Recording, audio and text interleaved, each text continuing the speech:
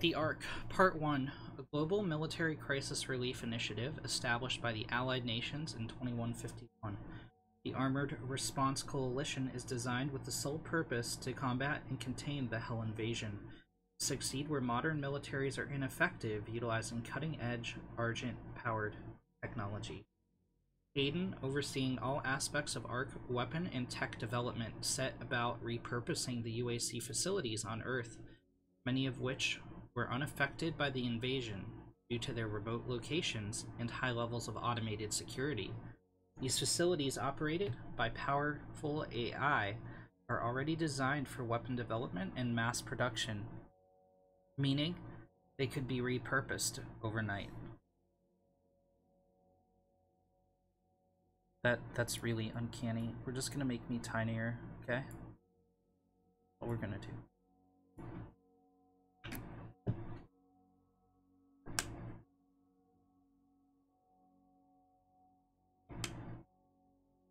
By 2151, the Ark began running operations from the mobile command carrier, a seaborne command center designed for long-range strike operations, which would serve as Ark HQ. Their primary objective, to locate the source of the Hell growth infestation, and in doing so, shutting down the emergence of Hell portals and closing the gate between dimensions. At the heart of the Armored Response Coalition is an aggressive research and development program in pursuit of new military technologies. As part of Dr. Hayden's commitment, UAC resources under his direction, including some of the most powerful AI ever created, have been deployed in service of weapon development designed to face the Hell threat head-on. Samuel Hayden, in 2150... wow, that's badass. Holy shit. He's a Marauder Blade.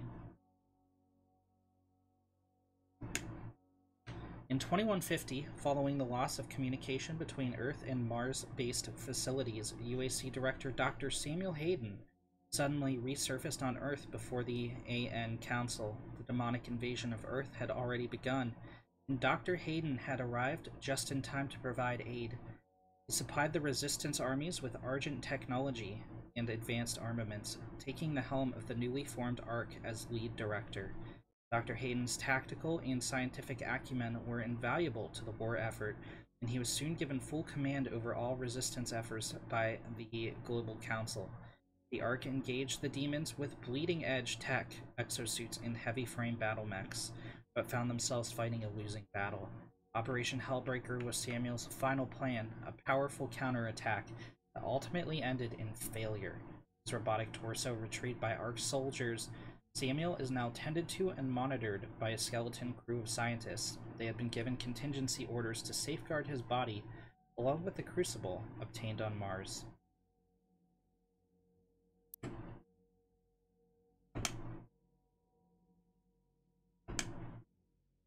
BFG 10,000. Originally established as a mining and communication relay, the UAC outpost on Phobos began immediate expansion following the destruction of the Argent facility on Mars. The UAC Board of Directors, intent on retaining their monopoly of the Red Planet and its surrounding airspace, issued the construction of an expansive defense platform. Using technology derived from the BFG 9000, the design plan called for a massive particle cannon to be built on the orbiting moon. The BFG 10,000, the largest man-made weapons platform ever conceived, built enough firepower to defend against even the most sophisticated of capital-grade FTL cruisers in existence, or against the eventual potentiality of a space-bound demonic threat.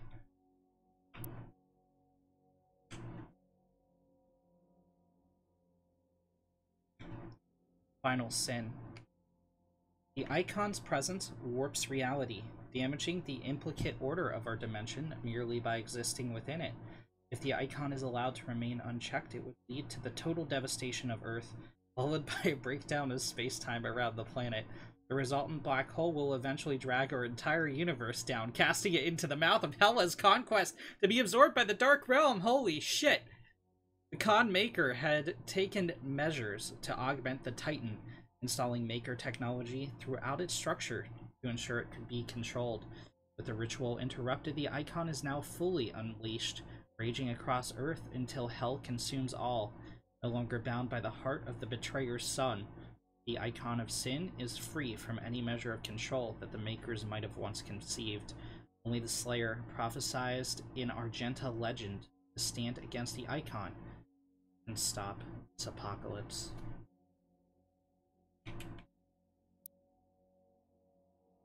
ARC broadcast log. Number 1. Let me scroll down here. This is locked, apparently.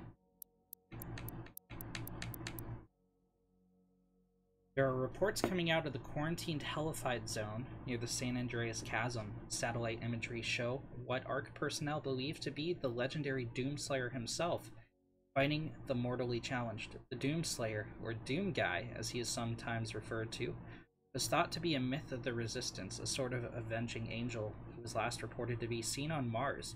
It is allegedly responsible for the destruction of the Argent Tower there. He disappeared soon afterwards. UAC continues to deny all reports of his existence. We will continue to broadcast new information as we receive it. Oh wait, are these just all the ARC broadcasts that we already heard throughout the playthrough?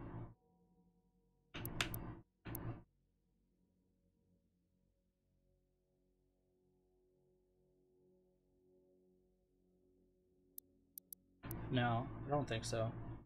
This is an ARC broadcast to any ARC personnel or survivors operating inside the Hellified zones. Please be advised. More Doomslayer sightings have been coming in. ARC leadership do not recommend any attempts to communicate with the Slayer directly. Please avoid all contact with Doom Guy at this time. While it is clear that the Slayer is an enemy of the challenged, it's unclear if he could also be a threat. No. This is absolutely all the ones that we listen to.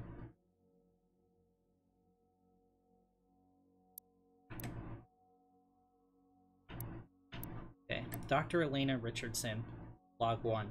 This is Dr. Elena Richardson, Log Entry 002, Subject Analysis of Doom Slayer. January 24th, 2163. There is no chance that the subject is a demon. We have pulled samples, or we have blood samples pulled from the Mars base event that show his blood type is AB positive.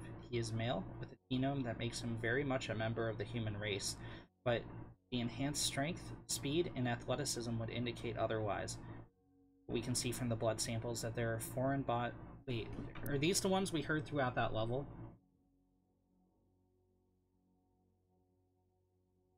It is absolutely. So we heard this when we played through the ARC base thing.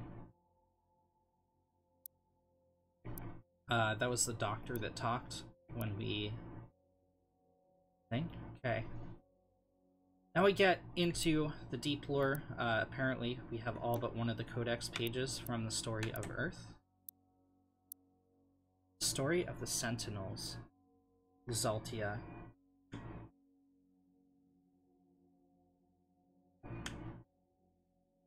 Translation from the Ligra Saltagenta, Book of Kings. What treachery comes from our darkest selves, driven by greed and want, for I have been deceived by the Daag.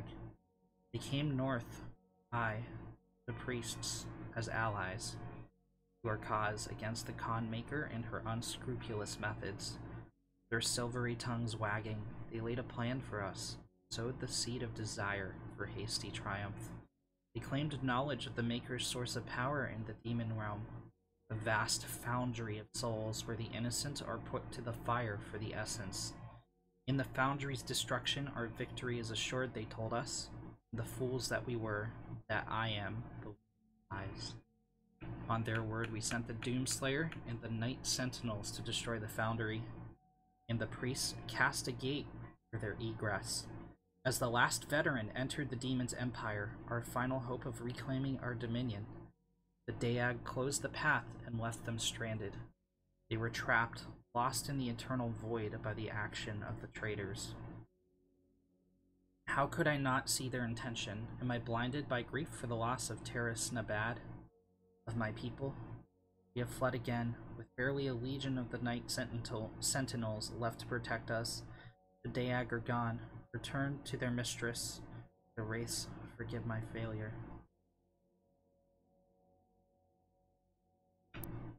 The Wolf. Argenta legends speak of sentinel beasts. The lawyer creatures that lived as companions of the hardened warriors. Often larger, swifter, and stronger than others of their kind, these animals shared instincts with their masters and aided them in battle. Night Sentinels never shared publicly the origin of these creatures, for only they stood worthy of them. King Knobik. Oh. King Knobik. King Knobik ruled over Sentinel Prime for many years as its warrior patriarch, ordained protector of the sovereign Sentinel worlds. Sentinel people, defined by a legacy of war, deem only those of warrior caste befit to rule. In times of battle, it is expected that the king lead from the battlefield rather than from the safety of the throne. As it is written in Sentinel law, a king unfit for battle is likewise unfit to rule. For millennia, the Sentinel people have secured their civilization against the threat of invasion from beast and human alike, passing on the mantle of battle to each subsequent generation and refining the craft of war into an art of ultimate mastery. Even in times of peace, the Night Sentinels remain vigilant, developing new technologies of conquest, each the more capable of securing their dominion across the sovereign worlds.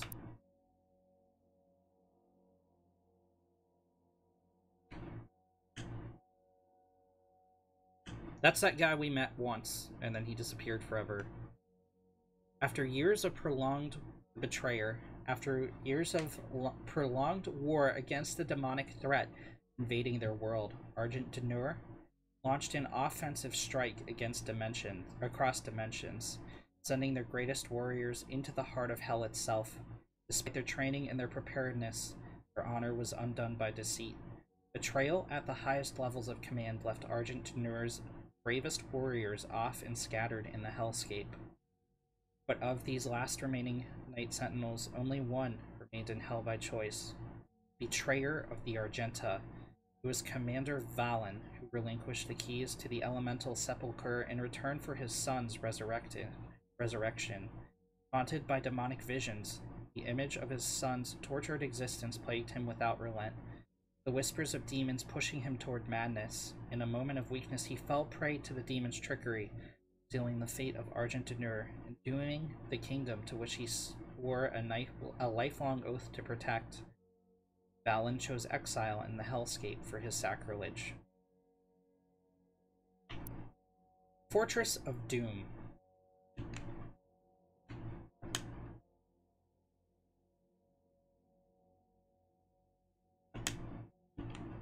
The Fortress of Doom is a command station used by the Sentinels for military operations.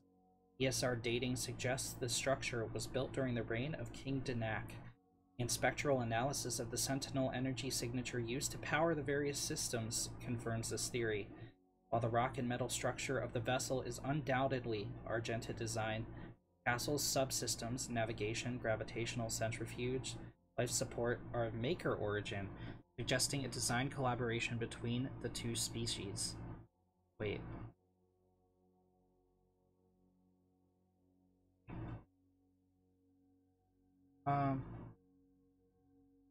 Okay. Propulsion is notably absent. And I thought the Hell Priest came with silver tongues. Wait.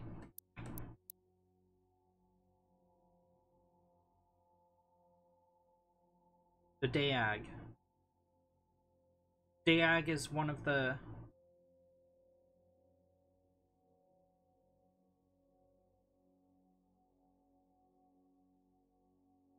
Huh. I'm confused by that. I guess we'll unravel things as we continue to go.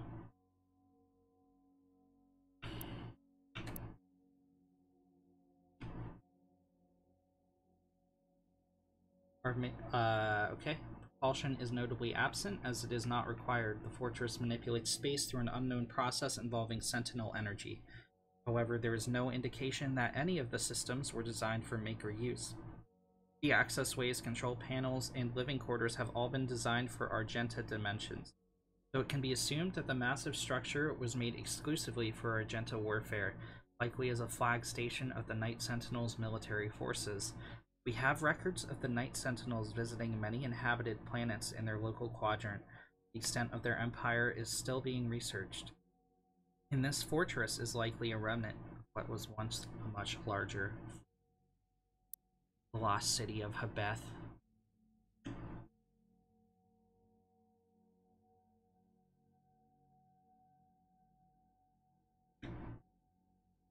Amidst the long and enduring history of Sentinel civilization, there are moments in antiquity that have become buried in time. Forgotten chapters that remain concealed to Sentinel historians, waiting to be unearthed. The fallen city of Habeth is one such tale, all but forgotten in the tomes of legacies past. Once a prosperous port city, a proud, gleaming marker of conquest for the distant tribe of Bethian clansmen of the Outer Worlds, Habeth bridged the disparate Sentinel cities with the ingenious design of slipgate invention. But it was not meant to last, and among those cities, lost in the crusades of Sentinel past, was Habeth, now little more than a smoldering ruin, swallowed by the quaking surface of a once habitable Mars.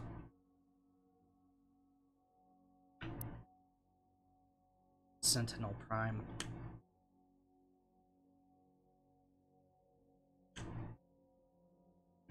The ancient arena was a holy place for the people of Argenta. Constructed in the earliest days of their history, this Colosseum served as a proving ground for trial by combat. Historical records indicate that the Argenta did not jail their own kind. Rather, prisoners and criminals were granted the right to earn their chance at regaining honor through victory in the arena. Those who succeeded were given a place to fight in the front lines of the Sentinel army, to die in service to Argenta.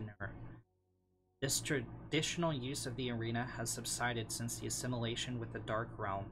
The corrupted priests now allow more violent exchanges, with armed captives pitted against demons for sport. The priests of the Order Daag continue to hold undisputed power on Argenta. Spilling the blood of Argent Ascended class will result in the transgressor's banishment. Asylum amongst the Argenta will be denied to any who do not adhere to the rules of engagement.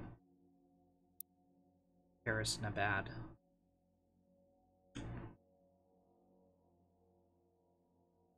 Looks quite beautiful. The city of Terrace Nevada was once the crown jewel of Argenta for centuries. It served as the spiritual heart of Argent society, home to both the royal family and the center of political power. No expense was spared in the building of the city, with bold, colonnaded architecture and towering monuments to gods and kings resplendent on every avenue. Rural Argenta flocked to Terrace Nevada on pilgrimage to the Maker temples. The city was ground zero of a massive demonic invasion attempt, and although the invasion was thwarted, the attack changed Argenta's society forever.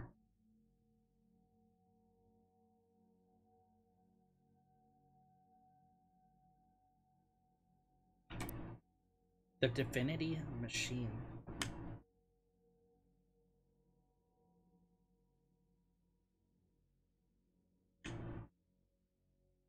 Within the infinite conscious matrix of all-seeing Maker-God mind, there exists every potentiality, every predictive variable of possible future timeline, each one known to the Maker Collective with omniscient, inextricable clarity. The God mind surveys these timelines, watching them form and expand exponentially like fractal patterns in the fabric of existence. Among these infinite possibilities, only one constant appears among them, unchanged by the flowing data of endless variability, that of the prophesied destroyer, the one who would bring about the destruction of the Makers.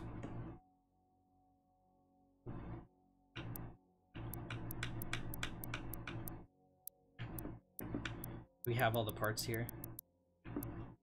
Yeah, we do. Sentinel History. History of the Sentinels, Part 1. Translation from the Ligra Saltagenta, Book of Kings.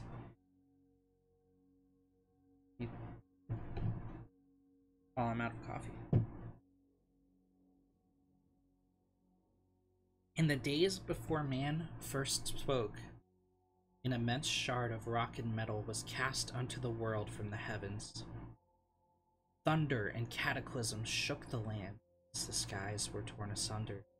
The cosmic spear cleft a hole through our mortal lands, pole to pole, from the cold wastes of the umbral plains to the fetid swamps of Iron Fang. The womb of the world opened, and the elemental wraiths, the firstborn, spilled forth.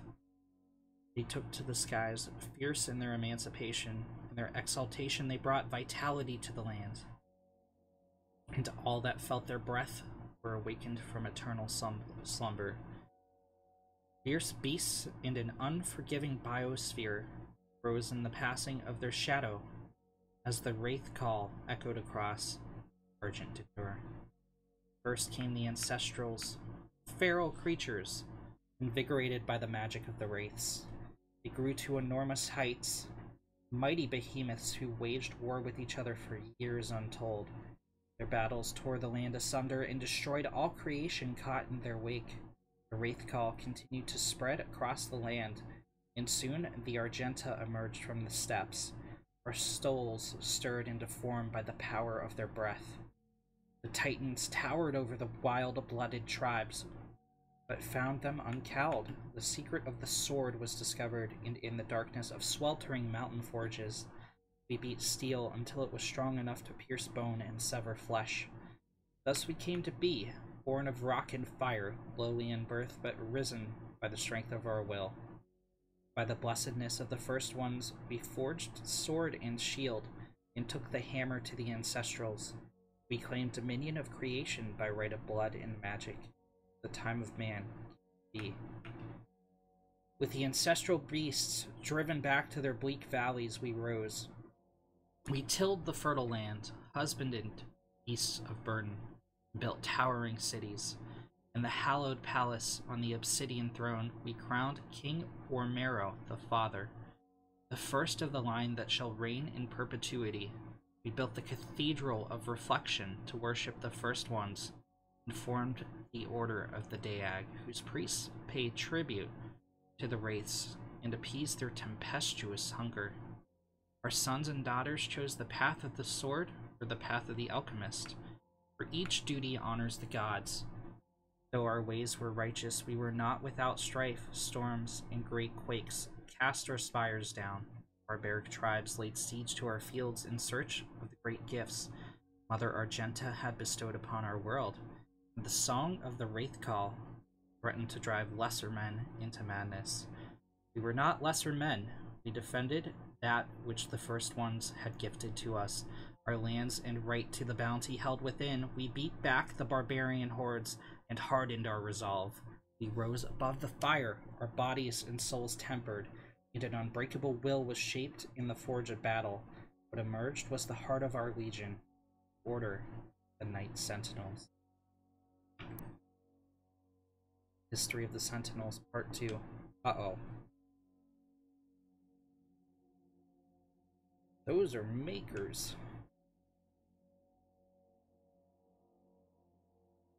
In the time of grief, when King Etrax took the throne, a blessing came to the people of Argenta. White porcelain beings from a world above our own brought gifts to Denur. Observers to our great deeds, admirers of our convictions, they sought to make bond with our swords and bring lasting order to our world. These were beings unlike any we had seen before. Sword and shield held no weight against them, for the ethereal flesh of these luminous beings seemed unbound by mortality. Able to move through time and space, they held sway over all dominions of the known and unknown dimensions. Through their ways we grew stronger, and our society bolstered by their infinite wisdom and all-knowing power, assuring our people's safety for all time in this world and the next. Where we sharpened the blade and mastered our magic, they bolstered the soul and spirit. Death would no longer be the end for our people. The ones we call the Makers, our new allies in this brutal world, have given us the security in death we fought so hard to achieve in life. We would find eternal peace, and our minds would rest easy with the knowledge that those we fought alongside in battle would join us in the lands beyond the mortal plane.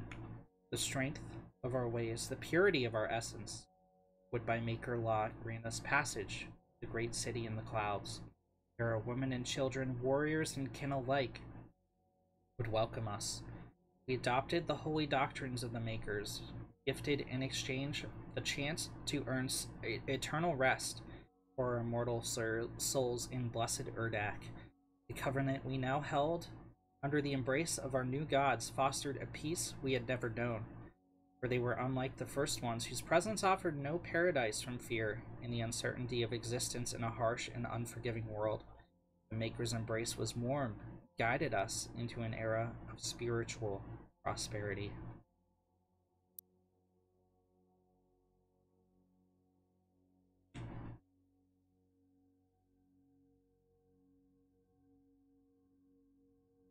With machine and enchantment of the Makers, the Argenta brought our newfound clarity to the disparate realms of the Empyrean Void. We took flight with the support of our gods, spreading the enlightened word of the Khan Maker. We discovered there was not one enemy, but many. Worlds and peoples unknown to the Argenta were unveiled, and we saw our own suffering reflected in their eyes. Our righteous army strode into battle under the banner of the Night Sentinels, and fought for the freedom of all peoples from the grasp of those who would exploit and prey upon them. Though we battled on soil not our own, the blood we shed in foreign land safeguarded Argenta, and the sons and daughters that defended it.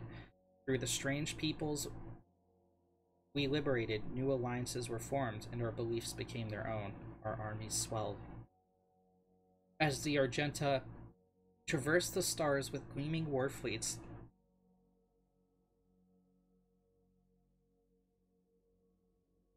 the Khan of the Makers approached King Rowan on his throne. He sensed his god restless by her disquiet manner. The king and Khan spoke, and the god revealed she had foreseen a schism in the blood of the Argenta. A test would be required to identify its host among us. She spoke of a holy rite to be performed on the strongest of our warriors. Only those that proved worthy would be tested, for the impurity could reside in only the most resilient of our legion. The divinity machine, a great tribute by Maker Scolaris, would help us cleanse any impurities from our flock, ensuring our continued prosperity in this world and in the Maker realm that awaited in the afterlife. The malicious one, if not exhumed from our ranks, would jeopardize our safe passage to the heavenly realm of Urdak. The Dark One was not amongst them yet, nor would he be for many generations. Only the Mother God, through divination and Maker's sight, would determine when he stood before them. The Makers were truth, and only their unclouded eyes could find the one who was marked. The prophecy of the Unholy One was written, but through the ages the warning grew faint, until only the Khan Maker herself and the High Priest of the Order Daag still whispered of he that would one day come to threaten their way of light.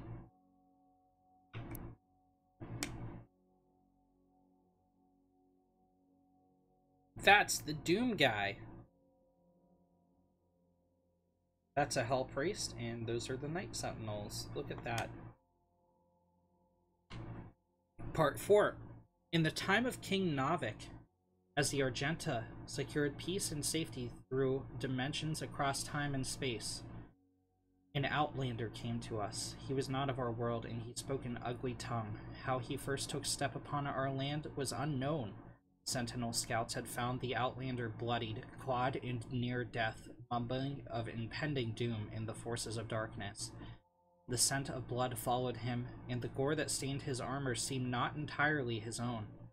By Argenta law, the stranger would be judged in the Colosseum, where he would be given the chance of all who stray from the path to fight for his freedom. We knew not of this stranger. His mind seemed crippled with rage. He dressed in attire not suited for our lands and carried munition of arcane origin. We watched as his will overcame his injuries, and in the blood arena he proved his worth. The Outlander's technique was crude and brutal, but the determination in his charge echoed that of any true-born sentinel. His war cry echoed through the Colosseum, as did the sound of his fury, and the guards cheered his banner. Rip and tear, they shouted, as the beast pushed beyond mortal wounds and certain death. He would be gifted no rank, no title. Survivors in the arena were provided only one reward, right to earn an honorable death, while spreading the blessings of the Makers to those in need. The Outlander's determination was witnessed, his ravings documented, and through the word of the Order Daag, the Khan Maker had him brought before her. She set her minions to learning his tongue, for with his ugly words he spoke of lands unseen, creatures born of fire, in a dark place unknown to the Queen and her caste. Yet another opportunity to expand the gift of the Makers to those in need. Colonization, my friends. Part 5. Look, it's hell. Oh, those people are kind of fucked. Holy shit. They're running into the demons. They should have ran out the other side of the castle. Uh-oh. On the eve of the Black Star, the Dark Ones came from a world beneath our own, not through ship nor ephemeral vessel, but through the fabric of dimensions. Out of swirling, fiery gates came horned beasts from a timeless realm. First one, then many, crashing waves of evil swelled from the obsidian forests of the Argentian overlands.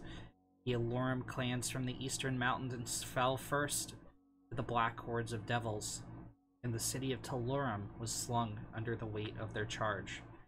We Sentinels rose to meet the beasts with spear in hand, the might of the Holy Fleet striking back at the demons, but the dark gates from whence they came gave birth still to even greater hordes. A line of blood was drawn with the fallen of both sides, and the unholy wars began as the time of darkness came upon us.